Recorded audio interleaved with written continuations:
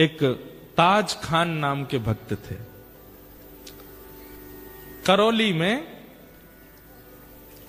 Post office में काम करते थे, चिट्ठियां इधर उधर पहुंचाने की। ये अच्छे मुसलमान थे।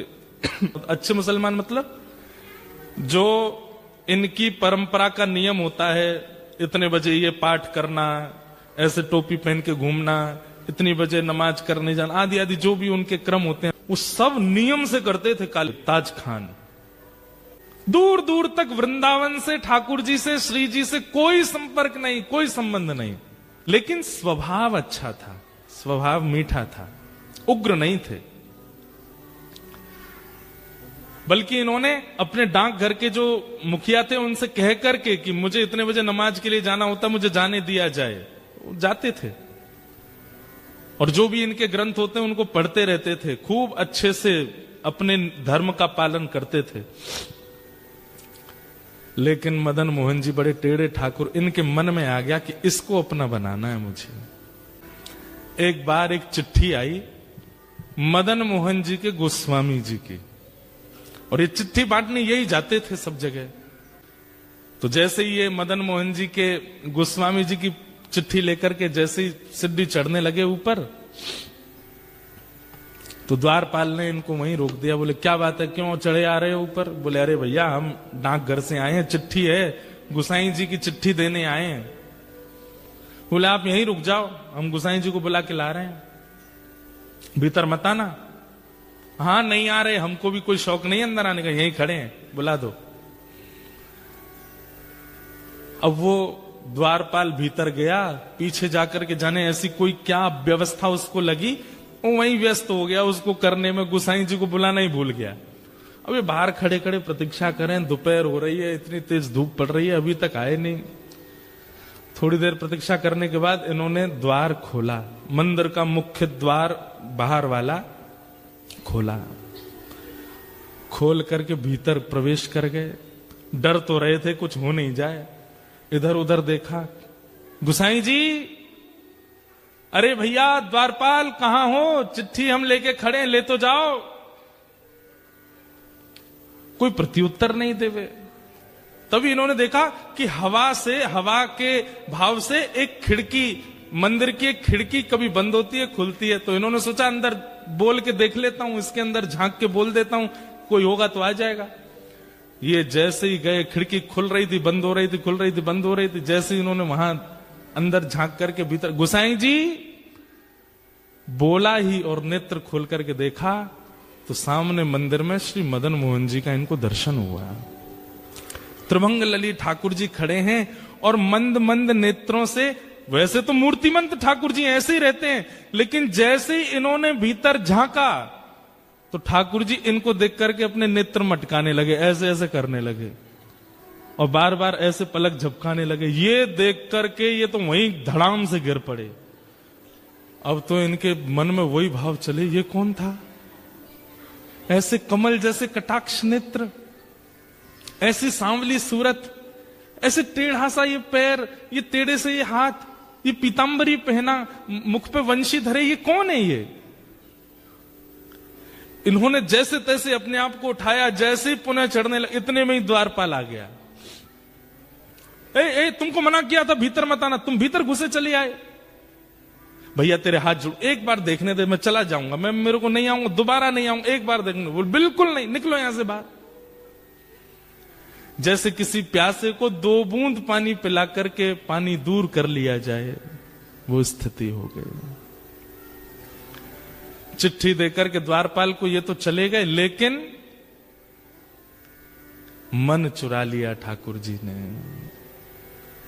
मेरो मन गिरधर छवि पे अटक्यो। काले खां चले गए, लेकिन अब चल रहे हैं तो भी नेत्र बंद करते हैं तो वही स्वरूप दिखाई दे रहा है। वो नेत्र अपने ऐसे ऐसे मटका रहे थे, वो अनुभव आ रहा है। एक जगह बैठे रह जाते हैं, सोचते रहते हैं ये कौन था, ये ग्वारिया बालक कौन था, ये सांवरा सलोना कौन था। आज तक कभी अपने नमाज के समय में, अपनी दिनचर्या में कभी बदल फेर नहीं हुआ, लेकिन अब करने कुछ और जाते हैं, करने कुछ और लग जाते हैं। स्थिति आपे से बाहर चली गई। अब तो ये मदन मोहन जी के मंदिर की जो सीढ़ियां थी, वहां से जब निकलते तो नीचे से देखते रहते, कब बुलाएंगे मुझे, कब स्वीकार करेंगे मुझे, कब दर्शन देंगे मुझे। बहुत दिन तक प्रयास किया कि ये मुझे कैसे भी ऊपर बुला लें, एक बार अपनी रूप छटा दिखा दें, लेकिन ठाकुर जी तो उनका स्वभाव है तड़पाना।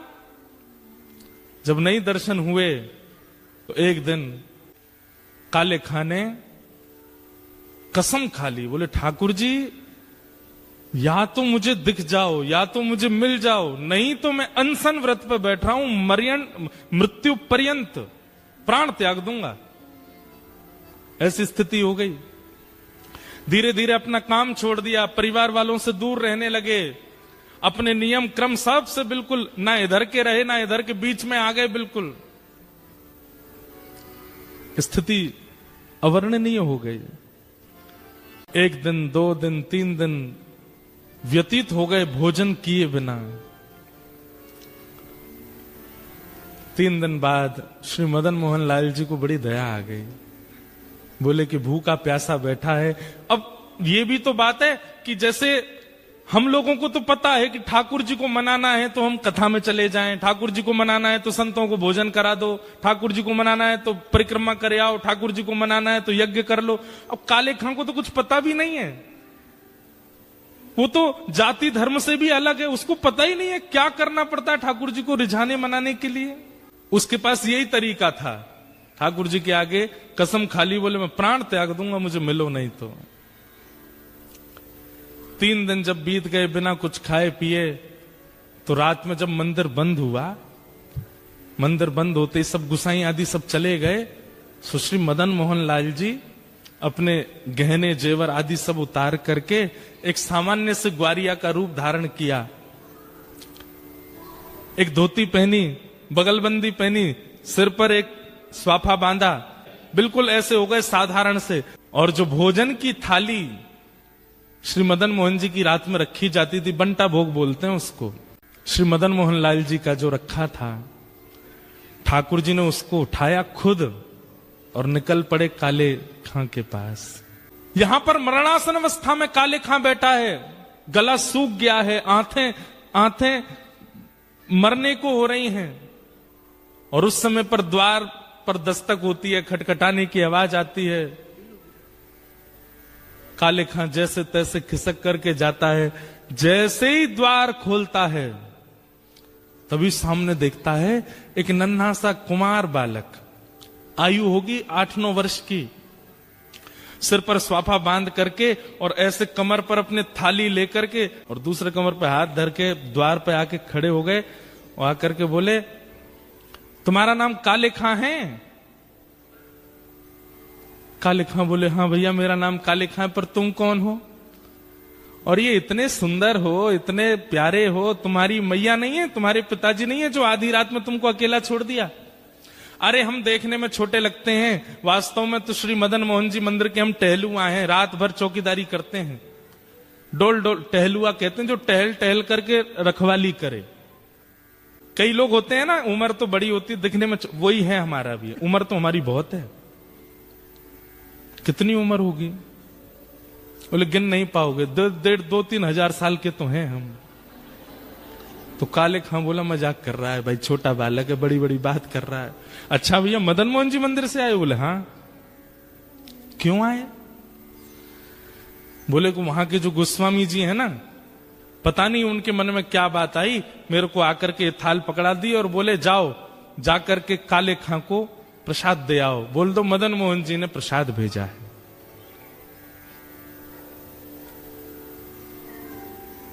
काले खां बोले सुनो, इसको तुरंत वापस ले जाओ, एक कौर नहीं खाऊंगा इसमें से, ये मैं सब जानता हूं ये लीला कौन कर रहा है, ये वही छलिया, वही कपटी, वही मरकट बंधु, मुझे एक झलक दिखा करके इतना परेशान कर दिया और अब मेरे अनशन को तोड़वाने के लिए थाल भेज दिए। कह देना गोस्वामी जी से, जब तक दर्शन नहीं होगा मैं ये प्रसाद नहीं पाऊंगा और मुझे दर्शन होगा नहीं, क्योंकि मैं तो मुसलमान हूं, मुझे मंदिर में प्रवेश मिलेगा नहीं, इसलिए मुझे प्राण त्यागने पड़ेंगे, दोबारा जन्म लेना पड़ेगा। और सुनो, एक बात और कह देना अपने मदन मोहन से। बोले क्या? उसने जो अपना नाम धर रखा है ना जगन्नाथ, मैंने सुना था कहीं उनका नाम जगन्नाथ है, उनसे कह दो कि तुम जगन्नाथ नहीं हो, अपना नाम रखो हिंदूनाथ, तुम केवल हिंदुओं के नाथ हो, ये जगतनाथ मत बोला करो अपने आप को। ठाकुर जी खड़े खड़े सुन रहे हैं। बोले सुनो, गुसाई जी की बात तो सुन लो पूरी। काले खां बोले क्या? बोले इसमें से प्रसाद पा लेना और प्रसाद पा करके सुबह बर्तन मांज करके मंदिर दे जाना और मदन मोहन जी के दर्शन कर जाना। गुसाई जी ने आज्ञा दी। सुन करके काले खां खुश हो गए। लेकिन अब स्थिति ये हो गई कि पहले तो हर जगह मदन मोहन जी दिखते थे, लेकिन अब वो टहलुआ दिख रहा है। अब ये मोहन थार उठा में तब भी टहलुआ का स्मरण हो, पूड़ी उठा में तो भी टहलुआ का स्मरण हो, सब्जी खा में तो भी। अब ये मन में विचार करने लगे, मेरे मन में कोई रोग हो गया है। ये पहले तो मदन मोहन अच्छे लग रहे थे, अब उनका सेवादार ये टहलुआ अच्छा लग रहा है, कहीं ऐसा नहीं हो ये मेरे संग हो क्या रहा है, किसी ने टोना टोटका तो नहीं कर दिया मुझ पे। रात भर मन में विचार करने लगे, अपने मन से कहने लगे टहलुआ नहीं मदन मोहन, उनको याद करो। लेकिन याद करें मदन मोहन जी को खड़ा दिखाई दे टहलुआ ऐसे थाली लेकर के। रात्रि में ठाकुर जी ने गोस्वामी जी को सपना दिया और स्वप्न देकर के कहा, बोले पहले दिन चिट्ठी लेकर के मेरा भक्त काले खां आया था, द्वारपाल ने उसको डांट भगा दिया। अरे गोस्वामी जी, मुझे उसको स्वीकार करना और मैं उसे स्वीकार कर चुका हूं। 3 दिन से अनशन व्रत पे था, मैं अपनी सोने की थाल में भोजन देकर के आया हूं। कल वो थाल धोकर के जब मंदिर आवे सब उसको रोकेंगे, लेकिन आप आकर के उसको भीतर बुला लेना, मेरा दर्शन कराना। गोस्वामी जी बोले नाथ आपकी कैसी कृपा, आप जिसको स्वीकार कर लेते हैं फिर कुछ विचार नहीं करते। रात भर भोजन तो कर नहीं पाए, वो यही सोचने लगे टहलुआ टहलुआ। अरे नहीं नहीं मदन मोहन मदन मोहन मदन मोहन मदन मोहन नहीं, टहलुआ टहलुआ टहलुआ। मदन मोहन जी अब टहलुआ के रूप में उसको देखने लगे, वहीं प्रेम होने लगा। सुबह उठ करके सारी सामग्री साफ करी, पूरी थाली साफ करके बोला भैया गलती हो गई, मेरे तो मन को कोई रोग हो गया है, मैं जाके गोस्वामी जी को थाल दे दूंगा, बोल दूंगा मदन मोहन जी नहीं चाहिए, अपना टहलुआ दे दो, मैं तो उसी को देखता रहूंगा। यहां पर गोस्वामी जी सुबह सुबह आए, आते ही उन्होंने देखा कि मेरा स्वप्न सच है कि नहीं। तो मंदिर में प्रवेश करते सबसे पहले ठाकुर जी के भोग का थाल देखा, तो थाल वहां नहीं था। ये देखते ही गोस्वामी जी तो रोने लगे, हे कृपालनाथ ये कैसी कृपा, बड़े बड़े यज्ञाचार्यों को आपने स्वीकार नहीं किया, बड़े बड़े नाम जापकों को स्वीकार नहीं किया, बड़े बड़े भक्त जो दिन रात आपकी सेवा में लगे रहते हैं उनमें आपको कोई भाव नहीं दिखा, और एक मुसलमान, एक काले खान, दूर दूर तक जिसने भजन नहीं किया, उसके पीछे अपनी सोने की थाली दिया है रात में। जय हो आपकी। गोस्वामी जी प्रतीक्षा कर रहे हैं कब आएगा काले खान। लेकिन काले खान को तो अब गिल्ट फील हो रहा है भीतर से कि पहले प्रेमी कोई और था, अब प्रेमी कोई और हो गया है, अब तो मुझे टहलुआ चाहिए, अब तो मदन मोहन जी नहीं चाहिए। मंदिर द्वार पर जैसे ही पहुंचा, द्वारपाल से बोला सुनो ये थाली भीतर गोसाई जी को दे आओ। थाली तेरे पास कैसे आई? बोले कि उनको बोल देना रात में उन्होंने भिजवाई थी मेरे लिए टहलुआ के द्वारा। बोले कौन टहलुआ? अरे जो रात में मंदिर में रहता। बोले मैं ही तो रहता हूं रात में मंदिर में, मैं ही टहलुआ हूं यहाँ का। बोले तुम नहीं, उस सुंदर वाला टहलुआ। बोले अच्छा तो मैं कुरूप हूं? बोले नहीं मैं ऐसा नहीं बोल रहा हूं, 2 होंगे ना तुम, एक सुंदर छोटा सा काजल लगा करके सिर पे पगड़ी बांध के बढ़िया पीली सी पिता, और बड़ी अच्छी सुगंधी आ रही थी उसमें से, क्या वर्णन करूं उसकी रूप माधुरी का मैं। वो टहलुआ। बोले सुन तू यहीं खड़ा रहे, कोई टहलुआ नहीं है, मैं ही टहलुआ हूं और मैं गोसाई जी को अभी बुला के लाता हूं, तेरी तो अभी खैर नहीं। भीतर गए, इतने में ही जाकर के थाल दिया। गोसाई जी बोले थाल लायो? कौन लेकर के आया थाल? बोले वो काले खान आया है द्वार पे, उसको भीतर नहीं लाए? बोले वो तो कह रहा है कि टहलुआ से मिलना उसको। और मैं ही टहलुआ हूं, वो पता नहीं कौन से टहलुआ का वर्णन कर रहा है। गोस्वामी जी निकल के बाहर आए, अप्रस में थे फिर भी बाहर आ गए, नेत्रों में आंसू। काले खान, कौन आया था रात को? बोले आपके मंदिर का टहलुआ आया था। मुझसे गलती हो गई, पहले तो मुझे वो प्रिय लग गए थे, लेकिन अब मुझे वो टहलुआ ही चाहिए। मैं मंदिर में कभी नहीं आऊंगा, आप जितना कहेंगे मैं उतनी रकम दे दूंगा, केवल वो टहलुआ मुझको दे दो जो रात भर यहां टहलता है। ऐसे कटाक्ष नेत्र थे उसके, ऐसी सुंदर सी नासिका थी, ऐसी मधुर मुस्कान थी, ऐसी सुंदर उसने पगड़ी पहन रखी थी और उसमें से ऐसी अद्भुत सुगंधी आ रही थी। हे गोस्वामी जी, मैं आपके आगे हाथ जोड़ के कह रहा हूं, अगर दे नहीं सकते तो जैसे दर्शनार्थियों के लिए नियम है कि सुबह इतने बजे आओ, दर्शन होते हैं मदन मोहन जी के, सबको मदन मोहन जी के दर्शन कराओ, मुझे वो टहलुआ के दर्शन करा दिया करो बस। गोस्वामी जी बोले चल टहलुआ से मिलवाते हैं। पहली बार श्री मदन मोहन जी के मंदिर के अंदर गए, ढूंढ रहा है काले खान कहां है, कब दिखेगा कब दिखेगा। तो बाकी सबको तो श्री मदन मोहन जी पाषाण रूप में दिख रहे थे, लेकिन काले खां को वो रात वाले टहलुआ के रूप में दिख रहे थे। ये रहते रहे टहलुआ।